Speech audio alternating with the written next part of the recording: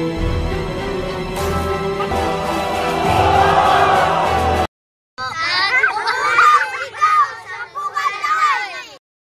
kinabukasan ng susunod na henerasyon, bahagi ng ating responsibilidad. Tayo ang una. Tayo ang may lakas. Tayo ang may kakayahang umabot. Tayo ang makapagbibigay ng kalayaan at nararapat sa kanila. Malaki ang tiwala ko sa iyo, Andres, bilang ama ng ating katipunan. Sa pinauubaya ko sa iyo ang desisyon.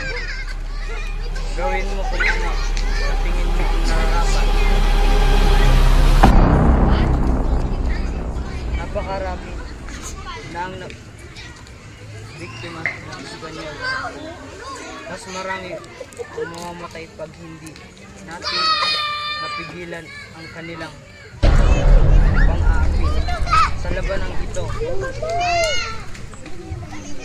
susuon natin ang ating mga buhay.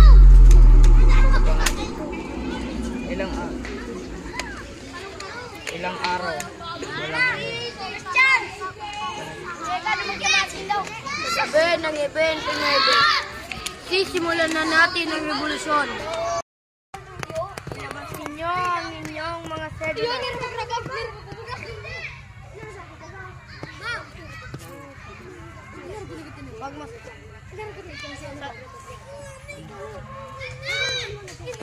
Pagmasdan nyo ang munting papel na umalipin sa ating lahat.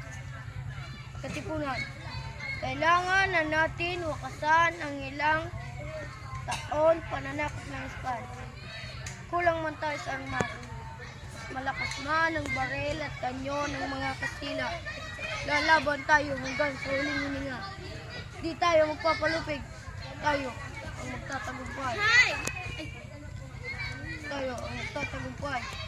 Dahil tayo ang anak ng bayan. Sa atin ang lupain na ito. Tayo ang mag-aani ng bayan ito. Punitin ninyo ang inyong mga sedula! Mabuhay ang katipunan! Mabuhay! Mabuhay ang revolusyon! Mabuhay! Mabuhay ang Supremo! Mabuhay! Sugod katipunan!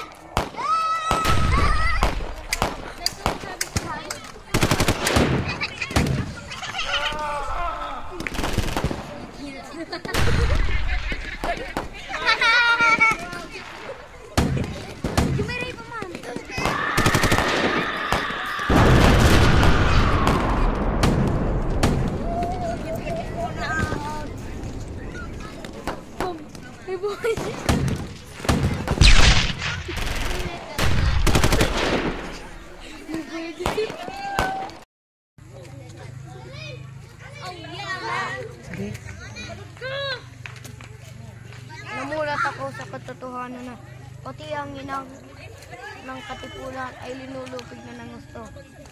Kaya nakapag-desisyon na ako na lumaban.